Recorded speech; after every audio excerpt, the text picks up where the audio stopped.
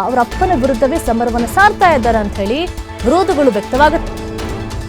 ತಮಿಳುನಾಡಲ್ಲಿ ಟಿವಿಕೆ ಕಾರ್ಯಕರ್ತರ ಸಂಭ್ರಮ ಜೋರಾಗಿದೆ. ಚೆನ್ನೈನಲ್ಲಿರುವಂತಹ ಟಿವಿಕೆ ಕಚೇರಿ ಹೊರಗೆ ಮೊಳಗಿದಂತಹ ಘೋಷಣೆ, ಎಲ್ಲರೂ ಸಹ ಸಂಭ್ರಮವನ್ನು ಪಡ್ತಾ ಇದ್ದಾರೆ. ಅತಿ ದೊಡ್ಡ ಪಕ್ಷವಾಗಿ ಹೊರಹೊಮ್ಮಿದ ನಂತರೂ ಸಹ ಕಗ್ಗಂಟಾಗಿ ಉಳಿದಿದ್ದಂತಹ ಸರ್ಕಾರ ರಚನೆ ಕಾರ್ಯ ಈಗ ಸುಗಮ ಆಗಿರೋದ್ರಿಂದ ಎಲ್ಲರೂ ಸಹ ಸಂಭ್ರಮಾಚರಣೆಯಲ್ಲಿ ತೊಡಗಿದ್ದಾರೆ. ಎಡಪಕ್ಷಗಳ ಬೆಂಬಲ ಘೋಷಣೆ ನಂತರ ಸೆಲೆಬ್ರೇಷನ್ ಜೋರಾಗಿದೆ. ಚೆನ್ನೈನಲ್ಲಿರುವಂತಹ ಟಿವಿಕೆ ಕಚೇರಿ ಹೊರಗೆ ಮೊಳಗಿದಂತಹ ಘೋಷಣೆ, ಯಾವಾಗ ಎಲೆಕ್ಷನ್ ಕೌಂಟಿಂಗ್ ಶುರುವಾಯಿತೋ ಮೊದಲ ಹಂತದಲ್ಲಿ ಕೌಂಟಿಂಗ್ ಶುರುವಾದಾಗ ವಿಜಯ್ಗೆ ಹಿನ್ನಡೆಯಾಗಿತ್ತು. ಆ ಹಿನ್ನಡೆಯಾದಂಥ ಸಂದರ್ಭದಲ್ಲೂ ಸಹ ಅಭಿಮಾನಿಗಳು ವಿಜಯರ ಮನೆ ಮುಂದೆ ಜೈಬೇರಿಯನ್ನ ಹಾಕ್ತಾ ಇದ್ರು, ವಿಷಲ್ ಅನ್ನ ಹಾಕ್ತಾ ಇದ್ರು. ವಿಜಯ್ ಗೆದ್ದೇ ಗೆಲ್ತಾರೆ, ನಾವೆಲ್ಲರೂ ಸಹ ವಿಜಯ್ಗೆ ಮತವನ್ನು ನೀಡಿದ್ದೇವೆ ಅನ್ನುವಂಥ ಮಾತುಗಳನ್ನು ಹೇಳ್ತಾ ಇದ್ರು. ಅದಾದ್ಮೇಲೆ ಯಾವಾಗ ಎಣಿಕೆ ಸಂದರ್ಭದಲ್ಲಿ ಮುನ್ನಡೆಯನ್ನ ಸಾಧಿಸ್ತಾ ಹೋದ್ರು, ಅವರ ಖುಷಿಗೆ ಪಾರವೇ ಇಲ್ಲದಂತಾಗಿದೆ. ಈಗ ಸರ್ಕಾರ ರಚನೆಗೆ ಇದ್ದಂತಹ ಕಗ್ಗಂಟು ಎಲ್ಲವೂ ಸಹ ತಿಳಿಯಾಗಿ ಹೋಗಿದೆ.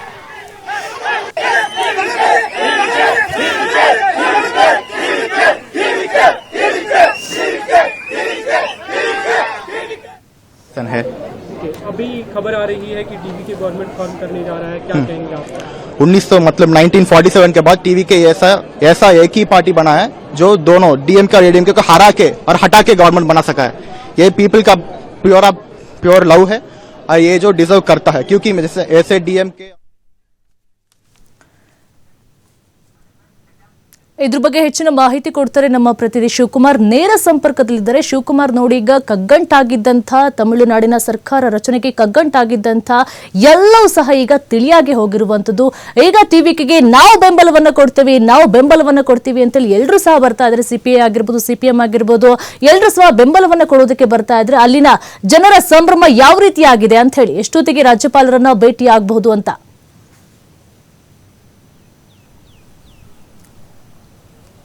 ನಿರೀಕ್ಷಾ, ಕಳೆದ 4 ದಿನಗಳಿಂದಲೂ ಕೂಡ ತಮಿಳುನಾಡಿನಲ್ಲಿ ನಡೆದಂತಹ ಐಡ್ರಾಮಕ್ಕೆ ಇವತ್ತು ಬ್ರೇಕ್ ಬಿದ್ದಿದೆ. ಯಾಕೆಂದ್ರೆ ವಿಜಯ್ ಅವರಿಗೆ ಬಹುಮತ ಇಲ್ಲ, ನೀವು ಬಹುಮತವನ್ನ ತೋರಿಸಬೇಕು ಅಂತೇಳಿ ರಾಜ್ಯಪಾಲರು 2 ಬಾರಿ ನಿರಾಕರಣೆಯನ್ನ ಮಾಡಿದ್ರು. ಯಾಕೆಂದ್ರೆ ರಾಜ್ಯಪಾಲರು ಆ ರೀತಿಯಾಗಿ ನಿರಾಕರಣೆ ಮಾಡೋದಕ್ಕೆ ಅವಕಾಶಗಳಿರಲಿಲ್ಲ. ಸಂವಿಧಾನದಲ್ಲಿ ಯಾವ ಪಕ್ಷ ಅತ್ಯಧಿಕ ಸೀಟುಗಳನ್ನು ಗೆಲ್ಲುತ್ತೆ ಅದಕ್ಕೆ ಅವಕಾಶವನ್ನು ಮಾಡಿಕೊಡ್ಬೇಕಾಗಿತ್ತು. ಆದರೆ ಇಲ್ಲಿ ರಾಜ್ಯಪಾಲರು ಯಾಕೆ ಆ ರೀತಿಯಾಗಿ ನಡ್ಕೊಂಡ್ರು ಅನ್ನುವಂಥದ್ದು ಪ್ರಶ್ನೆಗಳು ಸಹಜವಾಗೇ ಇದೆ. ಮುಂದೆ ಇದರ ಬಗ್ಗೆ ಚರ್ಚೆಗಳಾಗುತ್ತೆ. ಸೊ ಈಗ ಏನು 4 ದಿನಗಳಿಂದ ನಡೆದಿದ್ದಂತಹ ಈ ಒಂದು ಪ್ರಹಸನಕ್ಕೆ ಈಗ ತೆರೆ ಬಿದ್ದಿದೆ. ಅಂತಿಮವಾಗಿ ವಿಜಯ್ ಅವರ ಟಿವಿಕೆ ಪಕ್ಷಕ್ಕೆ ಎಡಪಕ್ಷಗಳು ಹಾಗೆ ಉಳಿದಿರುವಂತಹ ಸಣ್ಣ ಪಕ್ಷಗಳು ಕೂಡ ಈಗ ಬೆಂಬಲವನ್ನ ಅಧಿಕೃತವಾಗಿಯೇ ಘೋಷಣೆ ಮಾಡಿದೆ.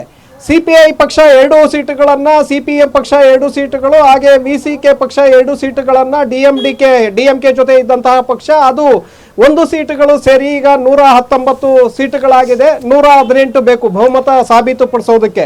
ಅಧಿಕೃತವಾಗಿ ಈಗ ಲೋಕಭವನಕ್ಕೆ ಆ 2 ಪಕ್ಷಗಳ 3 ಪಕ್ಷಗಳಿಂದಲೂ ಕೂಡ ಲೆಟರ್ ರವಾನೆ ಆಗಿದೆ. ನಾವು ಅವರಿಗೆ ಬಹಿರಂಗವಾಗಿ ಬೇಷರತ್ತಾಗಿ ಬೆಂಬಲವನ್ನು ಕೊಡ್ತಾ ಇದ್ದೇವೆ, ಈಗ ನಮ್ಮ ಸಪೋರ್ಟ್ಗೆ ಅದರ ಅಧಿಕೃತ ದಾಖಲೆಗಳು ಅಂತೇಳಿ ಈಗ ಲೋಕಭವನಕ್ಕೆ ಆ ಲೆಟರ್ಗಳನ್ನು ಪಾಸ್ ಮಾಡಲಾಗಿದೆ. ಇನ್ನೇನು ಈಗಾಗಲೇ ವಿಜಯ್ ಅವರು ಕೂಡ ಮತ್ತೊಮ್ಮೆ ರಾಜ್ಯಪಾಲರಿಗೆ ಪತ್ರವನ್ನು ಬರೆದಿದ್ದಾರೆ ಅನ್ನುವಂಥ ಮಾಹಿತಿಗಳು ಈಗಷ್ಟೇ ಲಭ್ಯ ಆಗ್ತಾ ಇದೆ. ತಮಿಳುನಾಡಿನಲ್ಲಿ ನಾವು ಈಗ ಸಣ್ಣ ಪಕ್ಷಗಳು ನನಗೆ ಸಂಪೂರ್ಣವಾದಂಥ ಬೆಂಬಲವನ್ನು ಕೊಟ್ಟಿದೆ, ಅಧಿಕೃತವಾದಂಥ ದಾಖಲೆಗಳನ್ನು ನಾವು ಲಗತ್ತಿಸಿದ್ದೇವೆ. ಹಾಗಾಗಿ ಈಗ 119 ಮತ್ತೆ ಮುಸ್ಲಿಂ ಲೀಗ್ ಪಕ್ಷ ಕೂಡ ನಮಗೆ ಬೆಂಬಲವನ್ನು ಕೊಡ್ತಾ ಇದೆ. ಹಾಗಾಗಿ 121ಕ್ಕೂ ಹೆಚ್ಚು ಶಾಸಕರ ಬೆಂಬಲ ಈಗ ನಮಗೆ ಇದೆ. ಹಾಗಾಗಿ ನಮಗೆ ಸರ್ಕಾರ ರಚನೆ ಮಾಡೋದಕ್ಕೆ ಅವಕಾಶವನ್ನು ಮಾಡಿಕೊಡ್ಬೇಕು ಅಂತೇಳಿ ಈಗಾಗಲೇ ವಿಜಯ್ ಅವರು ಕೂಡ ಪತ್ರವನ್ನು ರವಾನೆ ಮಾಡಿದ್ದಾರೆ. ರಾಜ್ಯಪಾಲರೀಗ ಅನಿವಾರ್ಯವಾಗಿ ಅಧಿಕೃತವಾಗಿ ದಾಖಲೆಗಳನ್ನು ಕೊಟ್ಟಿರೋದ್ರಿಂದ ನಮ್ಮ ಸಂಪೂರ್ಣ ಬೆಂಬಲ ಇದೆ ಅಂತೇಳಿ ಈಗ ಅವಕಾಶವನ್ನು ಮಾಡಿಕೊಡ್ಲೇಬೇಕಾಗತ್ತೆ. ಯಾಕೆಂದ್ರೆ ಇಲ್ಲ ಅನ್ನೋದಕ್ಕೆ ಬರೋದಿಲ್ಲ. ಮೊದಲೇ ಅವರು ಮಾಡಿದ್ದು ಎಡವಟ್ಟೆ. ಯಾಕೆಂದ್ರೆ ಸಂವಿಧಾನದಲ್ಲಿ ಇದ್ದಂಥ ನಿಯಮಗಳನ್ನು ಅವರು ಅನುಸರಿಸಬೇಕಾಗಿತ್ತು, ಅವಕಾಶ ಮಾಡಿಕೊಡ್ಬೇಕಾಗಿತ್ತು. ಅವರು ಫ್ಲೋರ್ ಟೆಸ್ಟಲ್ಲಿ ಏನಾದರೂ ವಿಶ್ವಾಸ ಮತವನ್ನು ಯಾಚನೆ ಮಾಡೋದಕ್ಕೆ ಸಾಧ್ಯ ಆಗದೆ ಇದ್ದಿದ್ರೆ ಆಗ ಆ ಪಕ್ಷವನ್ನ ಬಿಟ್ಟು ಬೇರೆ ಪಕ್ಷಗಳಿಗೆ ಅವಕಾಶವನ್ನ ಮಾಡಿಕೊಡಬಹುದಾಗಿತ್ತು. ಆದ್ರೆ ಇಲ್ಲಿ ಯಾಕೆ ಆ ರೀತಿಯಾಗಿ ಎಡವಟ್ಟು ಮಾಡಿದ್ರು ಅನ್ನುವಂಥದ್ದು ಇದೆ. ಅದು ಮುಂದಿನ ದಿನಗಳಲ್ಲಿ ಅದು ದೊಡ್ಡ ಮಟ್ಟದಲ್ಲಿ ಚರ್ಚೆ ಆಗತ್ತೆ. ಆದ್ರೆ ಸದ್ಯಕ್ಕಂತೂ ಈಗ ವಿಜಯ್ ಅವರು ನಿರಾಳರಾಗಿದ್ದಾರೆ. ಮುಖ್ಯಮಂತ್ರಿ ಕುರ್ಚಿಗೆ ಕೇವಲ 1 ಇಂಚು ಮಾತ್ರ ಈಗ ದೂರ ಇರುವಂಥದ್ದು. ಹಾಗಾಗಿ ಬಹುತೇಕವಾಗಿ ಇವತ್ತು ರಾಜ್ಯಪಾಲರು ಅದಕ್ಕೆ ಅವಕಾಶವನ್ನು ಮಾಡಿಕೊಟ್ಟಿದ್ದೆ. ಆದರೆ ಈಗಾಗಲೇ ಚೆನ್ನೈನ ಗಿಂಡಿ ಬಳಿ ಸೆಂಟ್ರಲ್ ರೈಲ್ವೆ ನಿಲ್ದಾಣದ ಬಳಿ ಇರುವಂತಹ ನೆಹರು ಸ್ಟೇಡಿಯಂನಲ್ಲಿ ಸಿದ್ಧತೆಗಳನ್ನು ಕೂಡ ಮೊನ್ನೆನೇ ಮಾಡಿಕೊಳ್ಳಲಾಗಿತ್ತು. ಅವಕಾಶ ಸಿಗತ್ತೆ, ಪದಗ್ರಹಣ ಕಾರ್ಯಕ್ರಮವನ್ನು ಮಾಡಬೇಕು, ರಾಹುಲ್ ಗಾಂಧಿ ಅವ್ರಿಗೂ ಕೂಡ ಇನ್ವೈಟ್ ಅನ್ನು ಮಾಡಲಾಗಿತ್ತು. ದೇಶದ ಬೇರೆ ಬೇರೆ ಸಮಾನ ಮನಸ್ಕ ಪಕ್ಷಗಳ ನಾಯಕರಿಗೂ ಕೂಡ ಇನ್ವೈಟ್ ಮಾಡಿದ್ರು ಈ ಕಾರ್ಯಕ್ರಮಕ್ಕೆ ಬನ್ನಿ ಅಂತೇಳಿ.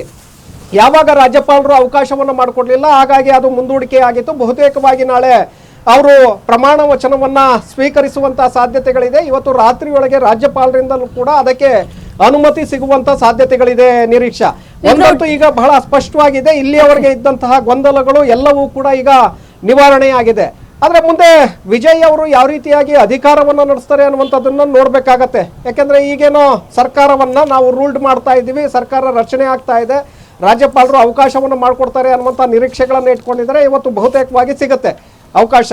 ಹಾಗಾಗಿ ನಾಳೆ ಪದಗ್ರಹಣ ಕಾರ್ಯಕ್ರಮ ಆಗಬಹುದು ಅಥವಾ ಸೋಮವಾರಕ್ಕೆ ಅದು ಮುಂದೂಡಿಕೆ ಆಗಬಹುದು. ಈಗಾಗಲೇ ಅದಕ್ಕೆ ಬೇಕಾದಂತ ಎಲ್ಲ ಸಿದ್ಧತೆಗಳನ್ನು ಕೂಡ ಮಾಡಿಕೊಳ್ಳಲಾಗಿದೆ ನಿರೀಕ್ಷಾ. ಈಗ ನೋಡಿ, ಈಗ 119 ಇದೆ ಮುಸ್ಲಿಂ ಲೀಗ್ ಪಕ್ಷಗಳು ನಿರೀಕ್ಷಾ. ಈಗ ನೋಡಿ, ರಾಜ್ಯಪಾಲರ ನಡೆ ಈಗಲೂ ಸಹ ಅನುಮಾನವನ್ನ ಮೂಡಿಸ್ತದೆ. ಯಾಕಂತ ಹೇಳಿದ್ರೆ ರಾಜ್ಯಪಾಲರ ಭೇಟಿಗೆ ಇನ್ನೂ ಸಹ ಅವರು ಸಮಯವನ್ನ ಕೊಟ್ಟಿಲ್ಲ ಅನ್ನುವಂತಹ ಮಾತುಗಳು ಸಹ ಕೇಳಿ ಬರ್ತಾ ಇದೆ. ಎಲ್ಲೋ ಒಂದು ಕಡೆ ಜನ ಆಕ್ರೋಶವನ್ನ ವ್ಯಕ್ತಪಡಿಸ್ತಾ ಇದ್ರು, ಅವ್ರು ಬೇಕು ಅಂತಲೇ ಮಾಡ್ತಾ ಇದ್ದಾರೆ ಅಂತ ಹೇಳಿ.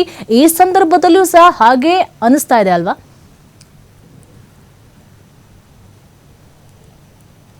ನಿರೀಕ್ಷಾ, ಈಗ ಸದ್ಯಕ್ಕೆ ಅವರು ಇನ್ನೂ ಕ್ಲಾರಿಟಿಗೆ ಬರಬೇಕಾಗತ್ತೆ, ಅದನ್ನ ಪರಿಶೀಲನೆ ಮಾಡಬೇಕಾಗತ್ತೆ. ಹಾಗಾಗಿ ಸ್ವಲ್ಪ ಸಮಯ ತೆಗೆದುಕೊಳ್ಬಹುದು. ಆದರೆ ಈಗ ಅಧಿಕೃತವಾಗಿ ಲೆಟರ್ ಅನ್ನ ಕೊಟ್ಟಿರೋದ್ರಿಂದ ನಮ್ಮ CPI ನಿಂದಲೂ ಕೂಡ ಲೆಟರ್ ಅನ್ನ ಕೊಡಲಾಗಿದೆ, CPM ಪಕ್ಷದಿಂದಲೂ ಕೂಡ ಲೋಕಭವನಕ್ಕೆ ಲೆಟರ್ ಅನ್ನ ರವಾನೆ ಮಾಡಲಾಗಿದೆ. ಹಾಗೆ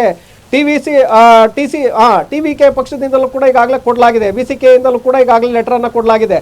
ಸೊ ಹಾಗಾಗಿ ಕೊಟ್ಟಿರೋದ್ರಿಂದ ಅಧಿಕೃತವಾಗಿ ಪರಿಶೀಲನೆಯನ್ನ ಮಾಡಿ ಇವತ್ತು ಬಹುತೇಕವಾಗಿ ರಾತ್ರಿಯೊಳಗೆ ಅವಕಾಶವನ್ನ ಮಾಡಿಕೊಡುವಂತ ಸಾಧ್ಯತೆಗಳಿದೆ. ಯಾಕೆಂದ್ರೆ ಇದನ್ನ ತಳ್ಳಿ ಹಾಕೋದಕ್ಕಾಗೋದಿಲ್ಲ, ನಿಮ್ಗೆ ಬಹುಮತ ಇಲ್ಲ ಅಂತೇಳಿ. ಅಗತ್ಯವಾಗಿರುವಂತಹ 118 ಮತಗಳು ನಮ್ಮ ಬಳಿ ಇವೆ, ಹಾಗಾಗಿ ಕೊಡಿ ಅಂತೇಳಿ ಅಧಿಕೃತವಾಗಿ ಇವ್ರು ಕೇಳಿರೋದ್ರಿಂದ ಸಹಜವಾಗಿ ಕೊಡಬೇಕಾಗತ್ತೆ. ಆದ್ರೆ ಸ್ವಲ್ಪ ವಿಳಂಬ ಆಗಬಹುದು, ರಾತ್ರಿ ಒಳಗಡೆ ಕೊಡ್ಲೇಬೇಕಾಗತ್ತೆ. ಕೊಟ್ಟರೆ ನಾಳೆ ಸಾಟರ್ಡೆ ಶನಿವಾರ ಪದಗ್ರಹಣ ಕಾರ್ಯಕ್ರಮ ಆಗಬಹುದು. ರಾಜ್ಯಪಾಲರು ಒಂದು ವೇಳೆ ಏನೇನೋ ಇಲ್ಲ, ಮತ್ತೊಮ್ಮೆ ನಾವು ಪರಿಶೀಲನೆ ಮಾಡಬೇಕು ಅಂತೇಳಿ ಅದನ್ನ ಹಾಗೆ ಪೆಂಡಿಂಗ್ ಅನ್ನ ಇಟ್ಟಿದ್ದೆ ಆದ್ರೆ ನಾಳೆ ಅವಕಾಶವನ್ನ ಮಾಡಿಕೊಡುವಂತ ಸಾಧ್ಯತೆಗಳಿದೆ. ನಾಳೆ ಅವಕಾಶ ಕೊಟ್ಟಿದ್ದೆ ಆದ್ರೆ ಭಾನುವಾರ ಅಥವಾ ಸೋಮವಾರ ಪದಗ್ರಹಣ ಆಗಬಹುದು. ಮುಂದೆ ಇನ್ನಷ್ಟು ಪಕ್ಷಗಳು, ಯಾಕೆಂದ್ರೆ ಇಷ್ಟಕ್ಕೆ ಎಲ್ಲವೂ ಕೂಡ ಈಸಿ ಆಯ್ತು ಅಂತೇಳಿ ವಿಜಯ್ ಅವರು ಅಂದ್ಕೊಳ್ಳೋದಕ್ಕೆ ಸಾಧ್ಯ ಇಲ್ಲ.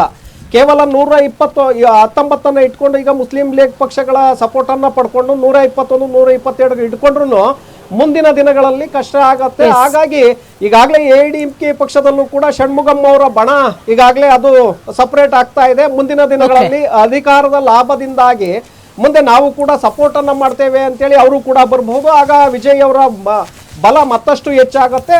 ಸೊ ಅಲ್ಲಿಯವರೆಗೂ ಕೂಡ ವೇಟ್ ಮಾಡಬೇಕಾಗತ್ತೆ, ಅವರನ್ನು ಕೂಡ ಮನವೊಲಿಸುವಂತ ಒಂದು ಪ್ರಯತ್ನವನ್ನ ಮಾಡಬೇಕಾಗತ್ತೆ. ವಿಜಯ್ ಅವರು ಈಗ ಇರೋವಷ್ಟೇ ನನಗೆ ಸಾಕು, ನನಗೆ ಸರ್ಕಾರ ರಚನೆ ಮಾಡ್ತೀನಿ ಅಂತೇಳಿ ಏನಾದ್ರೂ ಹೋಗಿದ್ದೆ ಆದ್ರೆ ಮುಂದೆ 4-5 ತಿಂಗಳು ಅಥವಾ 6 ತಿಂಗಳ ನಂತರ ಪ್ರತಿಪಕ್ಷಗಳು ಏನ್ ಮಾಡುತ್ತೆ, ಅಟ್ಯಾಕ್ ಅನ್ನ ಮಾಡುತ್ತೆ. ಯಾಕೆಂದ್ರೆ ಇವರಿಗೆ ಮೊದಲೇ ಆಡಳಿತದ ಅನುಭವ ಇಲ್ಲ. ಸಿನಿಮಾ ಕ್ಷೇತ್ರದಿಂದ ನೇರವಾಗಿ ಬಂದಂತವ್ರು ನೇರವಾಗಿ ಹೆಚ್ಚಿನ ಸೀಟುಗಳನ್ನ ಇವತ್ತು ಗೆದ್ದಿದ್ದಾರೆ. ಆಡಳಿತ ಬೇರೆ, ರಾಜಕಾರಣ ಬೇರೆ, ಸಿನಿಮಾ ಬೇರೆ. ಸೊ ಹಾಗಾಗಿ ಇಲ್ಲಿ ಎಲ್ಲವನ್ನೂ ಕೂಡ ಸರಿದೂಗಿಸಿಕೊಂಡು ಹೋಗ್ಬೇಕಾಗತ್ತೆ. ಇಲ್ಲದೆ ಹೋದ್ರೆ ಪ್ರತಿಪಕ್ಷಗಳು ಬೇರೆ ರೀತಿಯಾದಂಥ ಗೇಮ್ ಅನ್ನ ಶುರು ಮಾಡುತ್ತೆ.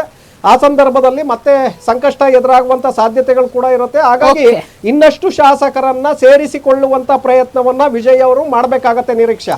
ಓಕೆ, ಥ್ಯಾಂಕ್ ಯು ಶಿವ, ನಿಮ್ಮೆಲ್ಲ ಡೀಟೇಲ್ಸ್ಗಾಗಿ.